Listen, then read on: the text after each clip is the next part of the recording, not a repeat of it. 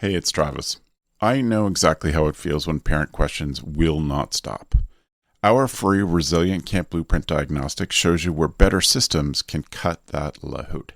It's quick, it's free, and you can retake it anytime. Go to camp.mba/Travis. Research shows great camp experiences help kids grow, building independence, social awareness, and deeper friendships. Great programming starts with a great schedule. Camptivities build schedules around your camp's rules so every camper has that high-quality experience. Learn more at camptivities.com. Welcome to the pudding. The sweet proof of research to back up what you already know about summer camp. I'm Dr. Mandi Baker. My pronouns are she. And I'm Travis Allison, he, him. And today we're talking with Neil Carr, also he, him, professor at the Department of Tourism, University of Otago, New Zealand. Mandi and Neil have edited a number of large projects on inclusion and equity in outdoor leisure. And these have included 2 books, a triple special issue of a journal, and a collection of case studies. Welcome to it, Neil. We're grateful you're here. Yeah, nice to be here. Neil, can you tell us a bit about how you became a professor and a researcher? By not having a better idea what to do with my life. So going to university because it sounded like better than getting a job, and then staying at university because it sounded better than getting a real job. But then finding out that you work more than just about any other job on the planet. Didn't quite work out that way. But hey, as a result, it works nicely because I get to research on what I want, do what I want, and tell the world, if it wants to listen, what I find and what I think. Yeah. And if the world doesn't want to listen, that's fine, because I'm enjoying myself. And if the world does listen, that's great. Even better. Everything to say is good. Now, did you do tourism in any of your sort of first couple of degrees? Where did you start out? In point of fact, I only have 2 degrees because I skipped a master's, went from... Me too. Did you do that by doing like an honors degree that gets assessed and gets you into a PhD? Yeah, right. Okay, so what's the first degree? First degree was geography, which was a 4-year honors degree in Scotland, because Scotland's 4-year undergraduate. Yeah. And then it was like, well, you've got your grade to get into a PhD. Let's go do a PhD. What are we going to do it in? I can't remember why, but for my honors dissertation, I did impacts of tourism because it was just like, well, sounds all right. Let's do it. Yeah. And then we went and did stuff on tourist behavior as my PhD, and very quickly found that all of the tourism theory stuff is boring as mud. Actually, mud's more interesting than the tourism theories. You making friends, Neil? Tourism folks? I'm not saying anything they don't already think that I... And then wandered into the leisure studies field going, oh, wow, there's so much cool theory and debate and discussion. So led a double life for a while going, I'm a tourism academic who is always grounding in leisure, until people like Shane Pegg were saying, he was a colleague in Australia at one time, went, you're a leisure studies person, aren't you? It's like, Yeah. Oh, am I? Maybe. How did that happen? So then they've gently slid from one to the other, where I guess now I'm a tourism person in that I work in a tourism department. I'm a leisure studies person in that I write in leisure studies. Yeah. I've also been accused of being a sociologist, having never taken a sociology degree in my life. Yeah. That's a common theme on the program this year. Yeah, a bit of a common theme. Yeah, I've been accused of being a thinker, which is perilously close to being a philosopher, which is like, well, okay, all PhD graduates are because it's a doctorate of philosophy, but really, I did have an interesting run-in with a philosopher who said only philosophers can philosophize, and I'm like, that means every PhD student can, actually.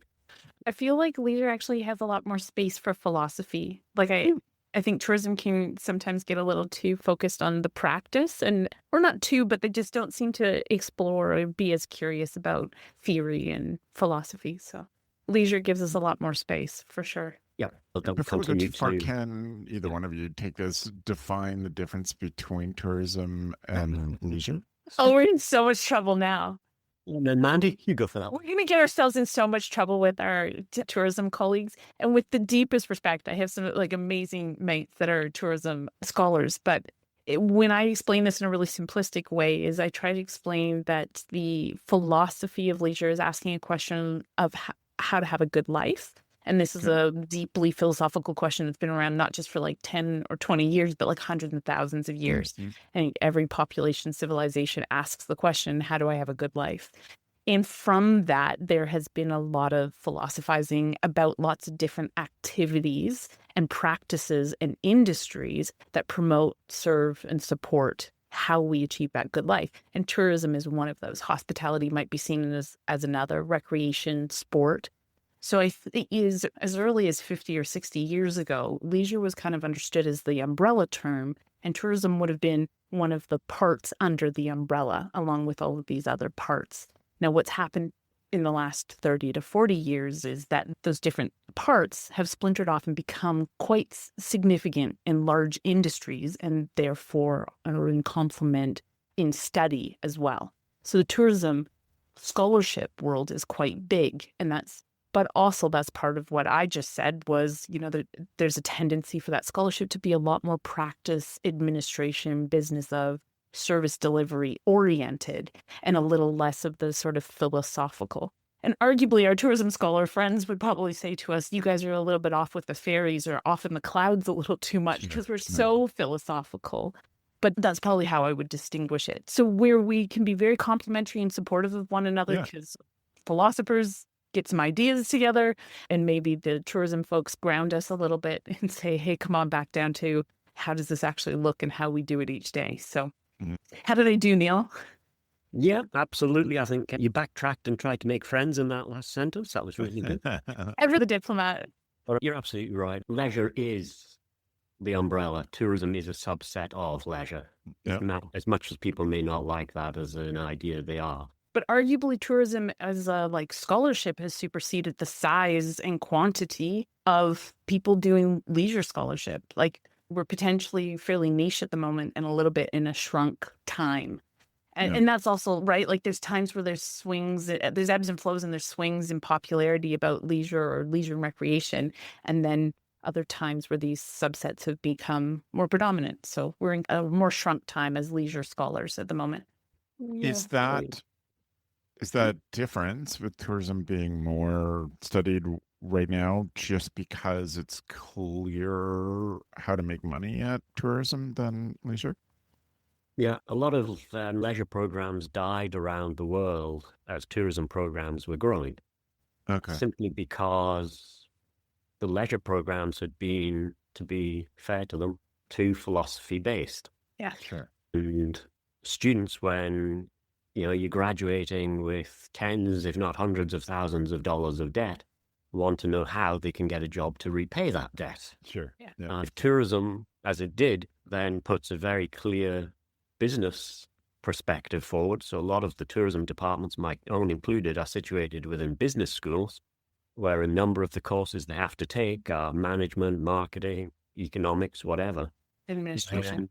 Yeah, of course it's going to be. And so in that respect, leisure studies has a lot to learn from tourism studies in how to actually make yourself relevant. Yeah. But the flip side of that is that those tourism programs that have gone too far down that practical side have risked creating graduates that are not necessarily able to think beyond doing. Thinkers? Yeah.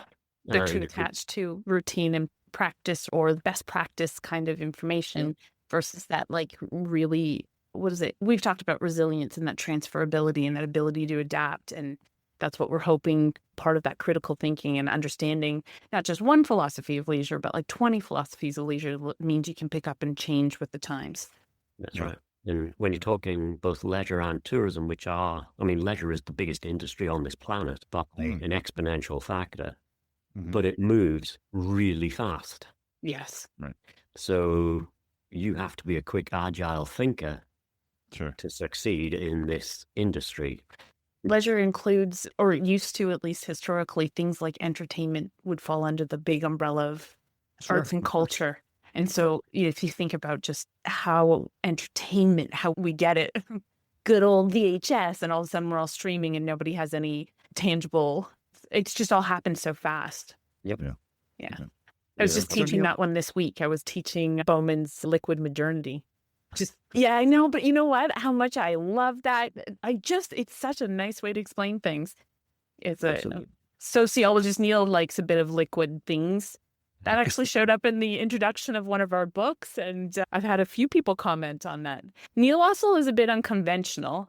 And so we'll pull, and in the best possible way, but we'll pull like insight from fiction and not just Yeah. always going back to the academic sources. And I think that's part of why our projects seem to get a bit of traction with folks, is they're really happy to not get the dry written textbooks and get a bit of Terry Pratchett right in the middle of the introduction. Yeah. Well, hey, you want a good philosophical thinker, then Terry Pratchett was.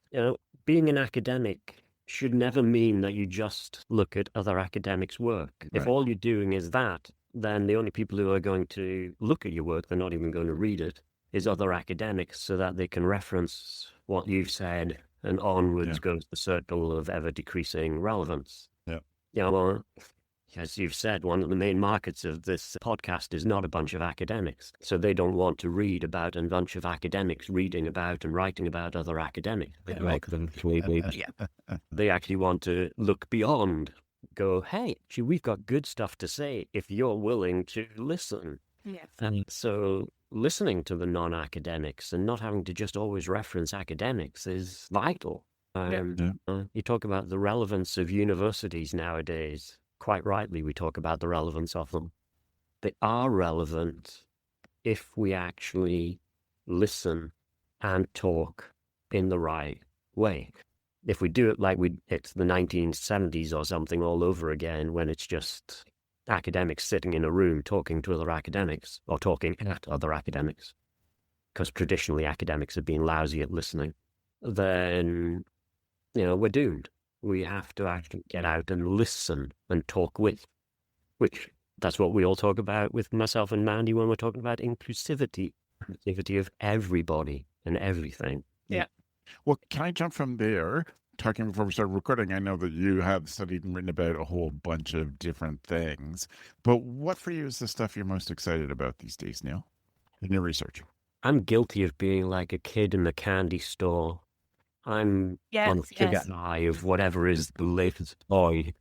Everything else that I've done is garbage, and I'm like, move on, and that's an old story. Don't want to do that one anymore. New stuff. Yeah. So if you'd asked me 3 months ago before I went on my 3-month-long field trip, what was exciting me, it'll be different to the answer now. But I'll give you the answer now. What's exciting me now? Oh, everything. I want to look at soundscapes. I want to look at smellscapes. I want to look at touch. What else do I want to look at? I want to look at kitchens. Traveling from one kitchen to another for 35 kitchens in 3 months did my head in. Where's the knife? Where's the fork? Daily frustrations of that. But smellscapes was just like, wow. In the leisure environment, what attracts us, what repels us. Everything from visiting one of my old haunts, the Lake District in the UK, and stepping out the car and going, wow, the smell of sheep poo. Yes, I'm back home, nostalgia. Yeah. Versus smelling sheep poo in New Zealand when it's in a truck and I'm having to drive along the road behind it and want to stop the car and let them get ahead by about 10 miles. To touch. Touch was cool. I was just walking down a set of steps one day and walking down next to this guardrail, which was a bit rusty, and going, oh, wow, the sensation of touch and how it makes such difference. And then you're like, wow, we can go into all different fabrics. I went into a museum, and traditional museum, it's like signs everywhere going, do not touch. And I'm like, but that makes me want to touch. Yes. Do you really want to touch? I got rather excited when I went to an interpretive center here in Winnipeg, and they've actually taxidermied a bunch of animals that are known to be local, and they've put them out so all the kids can touch them. And nobody does that at museums. And I'm constantly as a parent being like, look with our eyes, we don't look with our hands. That is the very nice way of trying to tell my kids not to touch. And here I can go and set them free, and not just set them free, but they can learn in a different way. That information can go in and be experienced differently and sit differently. And for some folks, that is the best way. And so why we limit or restrict that all the time? That's exciting. Do you know yet where that's going to take you, Neil, or where that's headed, or is it all in the bubbly thinking phase? In the depressing reality, half of it will never get done because there's simply time. But you draw the line with inclusivity, and you sit there and you go, touch, smell, sounds. Wow, actually, when we take people into the leisure or the tourism space, we really don't give them an inclusive experience because we're dominated by sight. Right. Yeah.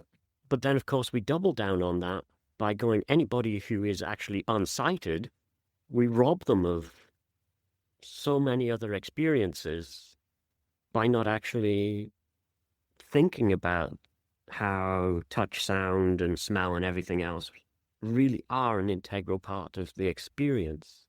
Or we use it as a tag on to say we're enriching the experience as some added bonus. When really, I mean, we are creatures of all these senses. And if we start to think about all of them properly, then we can enrich the experience holistically for everybody. Just because you're not unsighted or you've got such a broken nose that you can't smell anything, you should still be able to have that whole inclusive experience. And you do. We just don't recognize it. Yeah. Not intentional about it. Why do you think sight became the primary, though? Where did the prioritization with sight come from? Is this Cartesian? Is that part of it, the intellectual? I see that, I look at my dog and I go, well, because when you're raising kids and dogs at the same time, you get the kids always going, the dog has to see things. Can't the dog see things? And it's like, well, no, the dog sees things in a very different way. The dog sees through its nose much more than it sees through its eyes. And I think it's taking that step back and recognizing that humanity as that whole, recognizing there's differences in it, but the average human being is dominated by their eyes. Partly biologically, but also in a self-fulfilling prophecy because we're dominated by our eyes. Our society dominates our eyes. You can even look at cinema. Before they got noise, they got sight. Right. And so we sit down and we watch TV. The word is we watch TV. We don't listen to TV. We watch it. The ultimate leisure experience that each of us engages in every single day, whether it's actually watching a television program or just ripping something off the internet, we watch it. And if we condition ourselves that then sight is the ultimate thing, ignoring the fact that, if you actually engage with the environment, you touch it in so many different ways. I think soundscapes were one of those. Mandi lives in the middle of nowhere.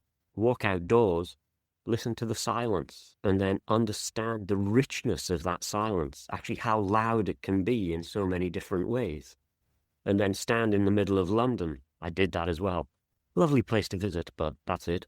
If you're used to silence, being in the middle of London in June, July, August, the sound is so different. But how many people actually take time to listen? Well, I've had an interesting experience. It's exactly 1 year since I got hearing aids. Like I got hearing aids this day a year ago, and that's been such an interesting experience to realize how I was experiencing the world differently before. Yeah, absolutely.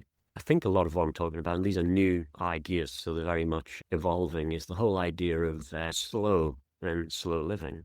And so when you take the time to actually stop, not just physically, but in all the senses, and reach out, you go, wow, I don't have a hearing aid, but I can imagine that slowing down moment and being able to then tune in differently is very much like turning on for the first time a hearing aid and going, like touching that rusty railing was like, I've touched rust before, I've touched metal before, but actually going, wow, that completely changes my experience of how I'm engaging with this leisure landscape. It was halfway up a mountain in Norway, and you're taking in the sight, looking at the beautiful view, but then going down the steps slowly because there was somebody ahead of me who was slower, just hanging on the rail and going, oh, hang on, pause, touch, smell the air. probably smell the absence of air because there was no pollution whatsoever. So it smells different, taste it and everything. And you're going, wow, sensory overload coming. Brilliant. I don't need to go to some techno disco and imbibe in several beers or whatever in order to then go, hey, sensory overload.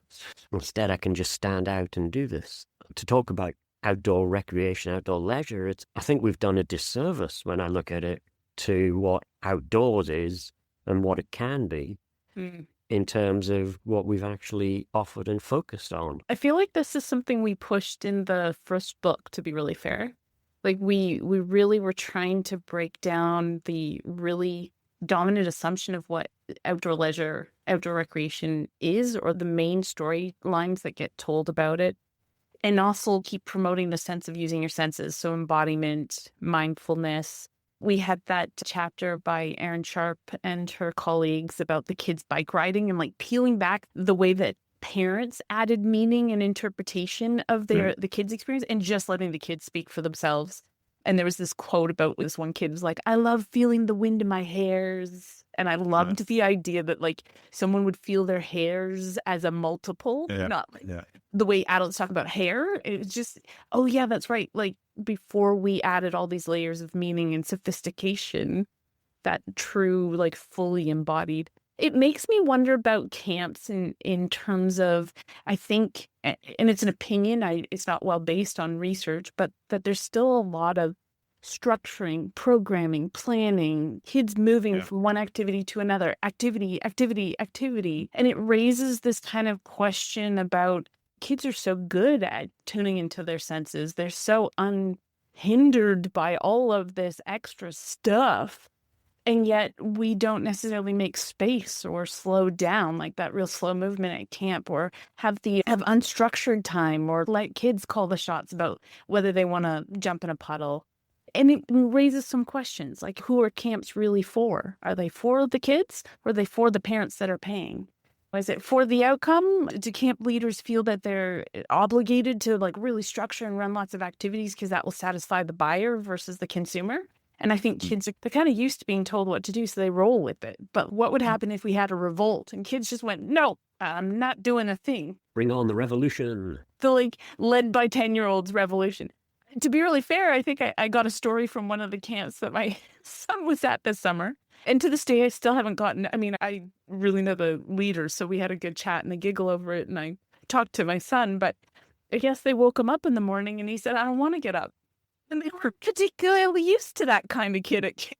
And so it was, well, you got to get up. And he goes, well, what are you going to do about it? Being raised by a critical thinker, I might need to take some ownership in that equation. But it raises an interesting question, like, why do we set the structures and schedules at camps that we do? Why is it we have to be up, as my Australian friends might say, at Sparrow's Fart? Like, you got to be up at Sparrow's Fart in the morning and you go hard until the end. You know, and my kids love camp, but they talked about being really, really tired, like being worn out, that there was a desire for some slow time. Yeah, but wearing people out is a good control mechanism. Totally. It's hard to mount a revolution if you're well distracted or too tired. Exactly. But I think you're totally right. If you think about slowing down and how lousy humans are at it, actually. Yes. Because if I stop talking now, somebody will try and put something into that empty space. Oh, we won't try. We'll fill it. We won't try. You do it in a lecture. You do it in a tutorial. How long until somebody breaks the silence because somebody's got to fill the hole? So we've got to fill the holes always with something. So we fill it with structure. And I've talked in the past about how structured we've made children's lives nowadays. Gone has been the time where you would just let your kids go run wild. Yeah. Because it's dangerous, it's problematic, you know. The kid's going to get hurt, the parents are going to get blamed, the industry's going to get sued. So control. So it's kind of funny when you hear kids say, feeling the wind in my hair on the bike. Well, it's like, panic, you should have had a bike helmet on. And then you can't feel the wind in your hair. Which, fine, when I was in Amsterdam, and you're watching 90% of the Dutch go absolutely mad on bikes. Yes. I wonder though how much they feel the wind in their hair. Like this, I think, raises that same notion of like, if you are so preoccupied trying to get to a place versus experiencing your own movement on land and in relation to land as you're doing it. This is Tim Ingold is a geographer who talks about the differences transportation and wayfaring. And when we're wayfaring, we're actually developing relationships with nature, with each other, with everything that we encounter. Give yourself a huge helping hand this summer with Michael Brandwine's 5 Fingers of Fantastic Staff Training. Without the need to travel and from the comfort of your home or office, you can gain control of your staff training prep through his interactive and engaging online seminar. Michael's annual Brandwine on Training, the step-by-step system for planning and presenting your best staff training ever, isn't a boring webinar. Michael uses the same techniques and tools from his in-person trainings in a virtual space, bringing folks together from all around the world. Join Michael in ACA Illinois this March 26 and 27. Learn more about this and other Michael Brandwine seminars at ACA Illinois at acail.org/Michael Brandwine. Hurry, early bird rates end the 1st of February. The American Camp Association, the Impact Study, shows that high-quality camp experiences build independence, social awareness, and a love for nature, and that campers leave with deeper friendships and a stronger sense of community. Those outcomes start with great programming, and great programming starts with a great schedule. Camptivities build schedules with your camp's unique scheduling rules, ensuring every camper gets a consistent, engaging experience that fosters these proven benefits. Turn research into reality at camptivities.com. Don't wait until the new year. Now is the time to find a better way to schedule and save 15% for the first year. Camptivities would love to show you the next big thing in camp. Visit camptivities.com to set up a time to chat, and let them help you get away from your desk and back out to camp. Neil, I'm interested in how much you think the novelty of the setting brought you to think about these sensory experiences. My best ever psychology professor, his graduate work was in LSD study. And so one of the things that he talked about was changing the brain chemistry, let people see and hear things that their brain had just filtered out. That's always been there. And very specific thing that he talked about is being able to see light refracting around the corner of a building. And I wonder for you how much that novelty of the experience contributed to a whole different. You've held a railing in New Zealand before.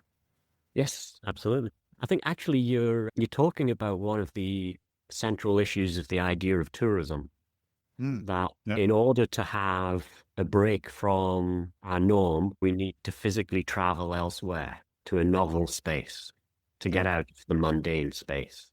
What we're actually talking about, I think, there is not so much the space, but taking away all of our clutter in life that's stopping us from actually seeing things differently. One of the reasons we all come home from work at the end of the day is to get away from work, not just physically, but mentally.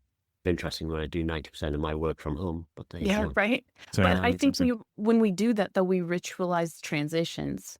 If you don't ritualize transitions, it becomes problematic because work just bleeds into every other space if you work from home. So like that idea that you've got to walk the dog because that punctuates the end of a certain activity. It helps us switch our brains from one place to another. But then what we have to be careful of is that the actual travel to escape is false. You have to be in the mood. You have to actually want to escape in order to be able to escape. Simply going halfway around the world doesn't change who and what I am.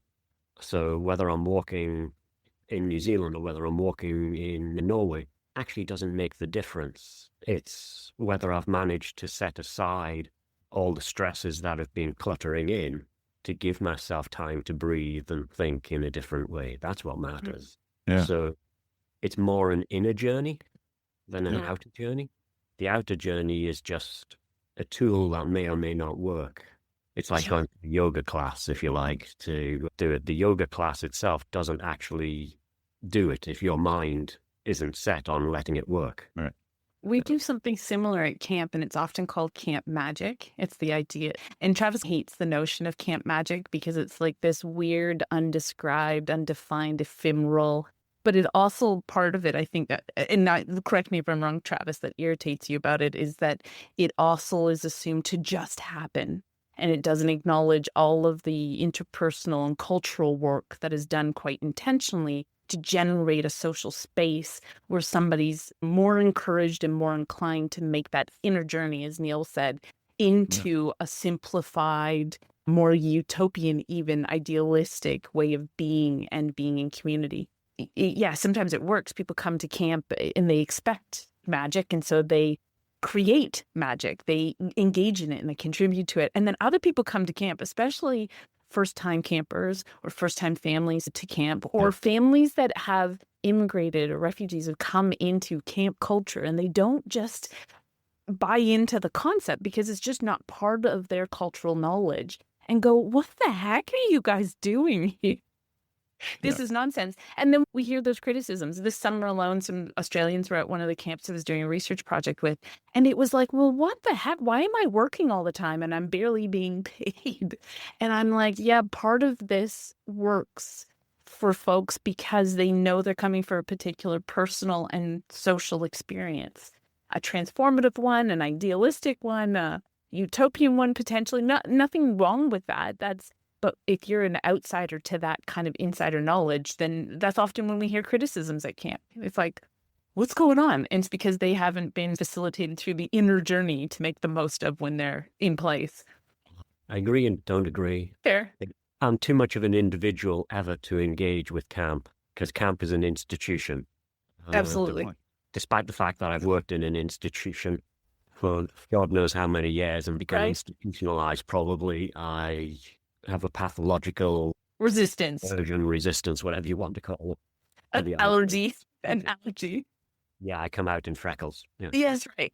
Before I engaged in academia, I didn't have any freckles. There you go. But no, I think it's such an inner journey that no matter how well-meaning camps, and the vast majority of camps are really well-meaning, it's such an inner journey that not everybody is ever going to get it or want it. If the camps, by definition, are part of an institution, therefore their way of thinking about trying to get people to go on an inner journey and what inner journeys are acceptable is institutionalized, then that forgets the fact that it's an individual journey. But at the same time, there is a process by which you can go on an inner journey. I just keep stumbling across it personally. How did I get here? And will I ever be able to repeat that? I'm gonna change our tack a little bit and point us towards the most recent of the edited book that we did. So Neil and I have been working for the last almost 3 years on a book about inclusion and equity in outdoor leisure. We define outdoor leisure fairly broadly, really broadly, and we problematized even that in the first book. But Neil, do you want to speak a little bit to that project and what we were trying to do there? What were we trying to do? What have we been trying to do in all of them? Because the message is the same in all of them. How to break away from institutionalized meanings of outdoor recreation, either deliberately or unthinkingly, have over the decades become restrictive, exclusive, and arguably even harmful. Even harmful, yeah. Well, I mean, as soon as you're exclusive and institutionalized, you are going to create harm. Absolutely, yeah. Again, whether intentionally or not, you're going to do it. And to try and therefore get everyone, the academics, the students, the operators, the owners, the governments, to begin to recognize what outdoor leisure truly can be if we are able to take the blinkers off that have been put on us over the last few decades. And so the book is filled with not just our ideas, it's a whole bunch of stories, if you want to call them that, from people who live out there, not just academics, but people who've experienced it. You've got the words from women who are going out into the outdoors going, why do we need men around here? We can claim this space quite happily without you. Brilliant. Voices that have gone unheard. Women challenging social ideas around what their bodies should and shouldn't allow them to do. Similar images coming out from older adults. And I got offended the other day when somebody said over 50s are old, and I'm 53. I'm told I'm not allowed to swear on here. So yeah, we were talking about that. We did try to get voices of children in there. I think Yeah. the whole idea of encouraging children to write something Yeah. was a strain. But hey, getting the voices out there to an extent, going, if a kid wants to go out, like my own Gus, who started surfing at 8 or 9, and people are like, oh, surfing off New Zealand, there's big waves, there's big sharks, there's big sea lions. Saw a sea lion the other day just sitting on a piece of grass. They're about as big as a table. They are big. But why shouldn't he be able to? And why shouldn't his mates be able to? Why should we feel that it's too harmful for a fragile little child to do this? What are we doing here? Are we protecting them, or are we protecting our own sensitivities? And then we talked about animals as well, of course, to which Mandi was like, why are you talking about animals, Neil? But hey, in fairness to her, she then saw the light. We had asked people of so many historically marginalized, vulnerable folks.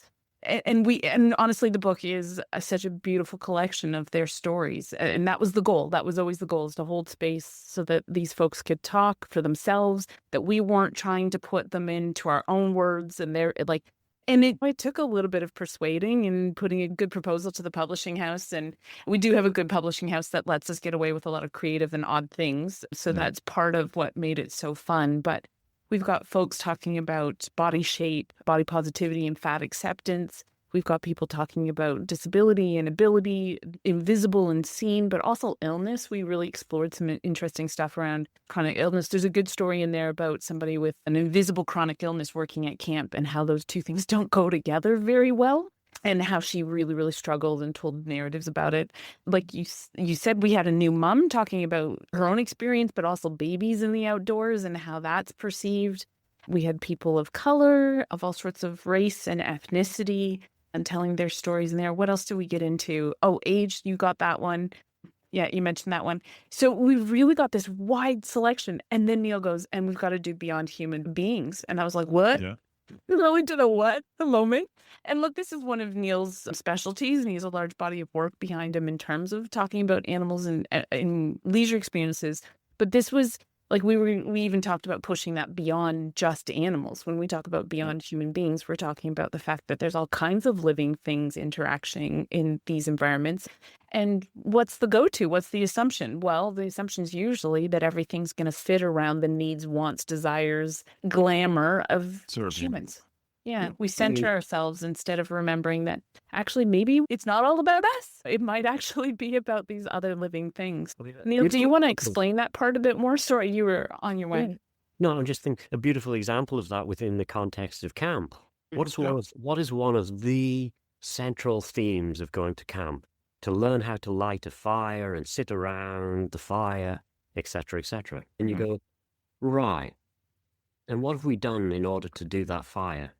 Well, we've either taken an old-fashioned axe or we've taken a modern chainsaw to a living being. Right. Why? Oh, for our enjoyment. Have we ever stopped to consider what's going on there? And one of Mandi's colleagues, Dan Henhawk, who I quite happily venerate forever.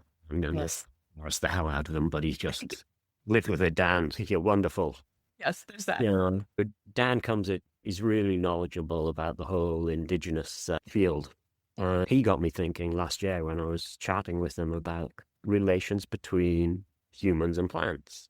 And how, yes, my dog and all the other animals are living beings capable of thinking and feeling pain and all the rest of it. But what about your plants, Neil? And it's, they're not sentient in the same way as we are, but they are sentient beings. Yeah. Think of how plants communicate with each other. Think about how plants communicate across species.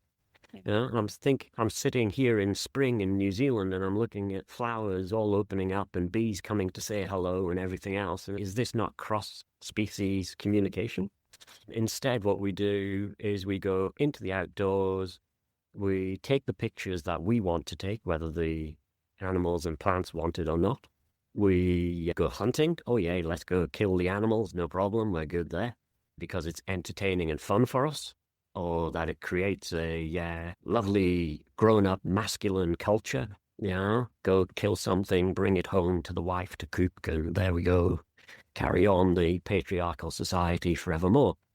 Or we're just cutting down trees so that we can stick a marshmallow on it and get it all drippy and gooey and go, yay, this is good for us. So it was going in this leisure environment that we've built up, this outdoor leisure, where it's all about us, going, actually, it's more than about us. We can dominate everything. Yes, we have the power to dominate. We can kill whatever we like, cut down whatever we like because we have the power. If we just promulgate that as a view forevermore, we already know We're where stuffed. that's heading from. Yeah. This planet will totally not stuffed. live. And fine, I'm old enough, I'll probably get out of it before the planet completely dies. The next generation might just, but the one after that is... So there's a very practical reason for thinking about it, but there's also a very strong moral reason. If these animals and plants have feelings and we have power, we have a moral responsibility to not just bleep them over every time. Neil, I know that you said that camp isn't your field of expertise necessarily, but I think there's a pretty strong Or even parallel a spot that running. you'd appreciate. Yes. And the strong parallel of An running institution. alongside outdoor leisure and how those two worlds inform each other. That being said, what do you think the camp world needs more research on, or what should we study next for camps? Ooh, should you be asking me or should you be asking the children? Oh, good call. Well played. Well played, sir. Yeah, I mean, I can give an adult-centric perspective, but that's just another layer of forcing children to accept views on, again, I've been writing about camps. I know I'm not an expert on camps, but I've been writing about camps since I wrote a book on children and holidays, which was probably 15 or more years ago now. And you can't write about children and holidays without thinking about camps. And you go back all the way to the original American camps, which were all about taking boys, because it was boys, not girls, into the outdoors, because they had all become, in the words of the masculine society, too soft because they lived in houses and moms.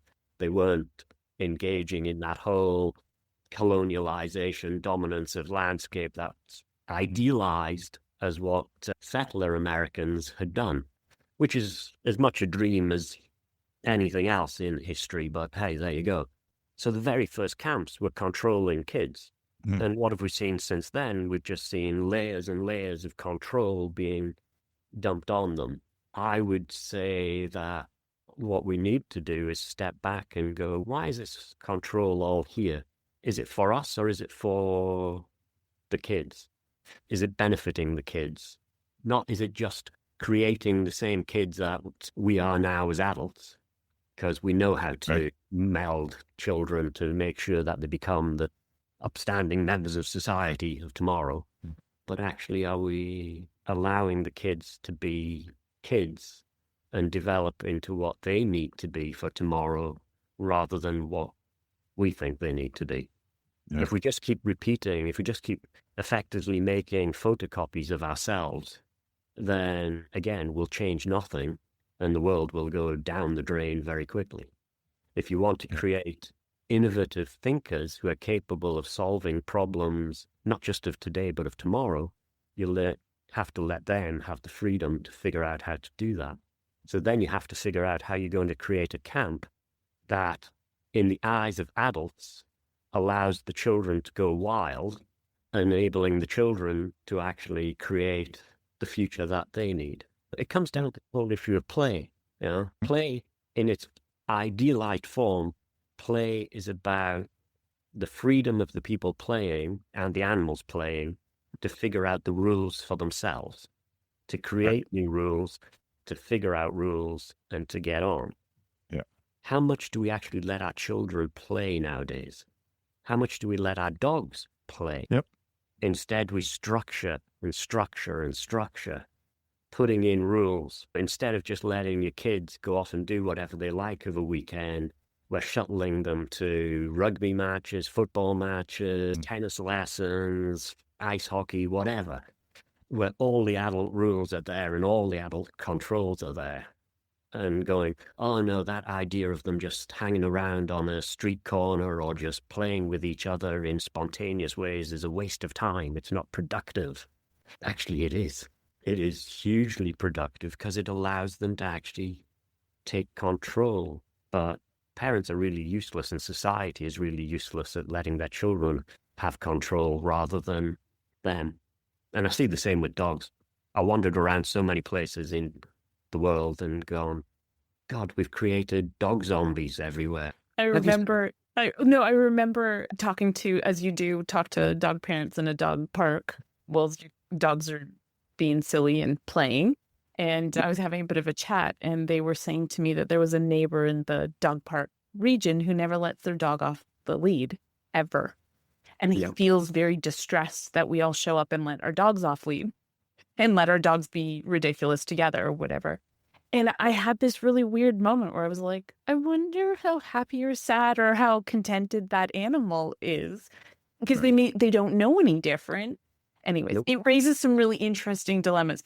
Another rabbit hole we could happily go down, but time is running a bit short. So, Neil, where should folks go if they want to find more of your research? What's a good way to learn more about what you do? Well, they could do that most strange of things and ask me.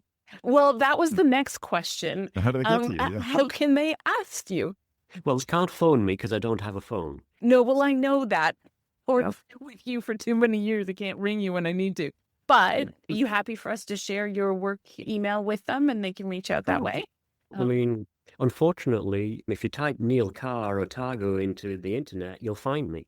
Yes. And my email address is out there for the world, and the world is quite welcome to email it. If the emails that I get are not what I want to respond to, then it's easy. You delete it. If emails are things that I want to respond to, then I'll play.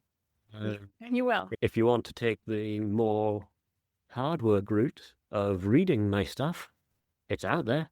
Some of it, I think, is on your Otago profile. I think some of those links and things are there, but also a straight up Google search or a Google Scholar will start pulling up at least some links. Yeah, exactly. Sure. We can talk outdoor leisure. We can talk dogs. We can talk children's holidays. We can talk gender. We can talk pretty much anything. You've worked across a lot of different diverse topics. If it's interesting, have a look at it. If it's not interesting, move on. That's a good idea about research. There you go. But everybody, get rid of your phones. Well, Neil, we're so grateful that you gave us time, that you got up and got to a computer first thing in the morning in New Zealand to talk to Mandi and I. But thank you for being on the pudding. We're grateful. No problem. Anything for fame and fortune. Excellent. Excellent. Well, if you didn't know, now you know. Camp Pros. Hey, Camp Pros. We love that our industry is built on sharing. In order to foster that spirit, if you've gotten even one good idea from a Go Camp Pro podcast, masterclass, from the Summer Camp Professionals group, a conference, or wherever else, we ask that you give credit where credit is due. That way, it'll encourage Camp Pros to keep freely sharing their ideas and make the camp industry as a whole better. Hey, it's Travis. Camp directors often tell me they're just too tired to take on anything new. That's exactly why my free Resilient Camp Blueprint Diagnostic exists. It doesn't add work, it shows you progress. Quick, free, repeatable, you'll know if your systems are paying off without the guesswork. Try it today at camp.mba/Travis. That's camp.mba/Travis.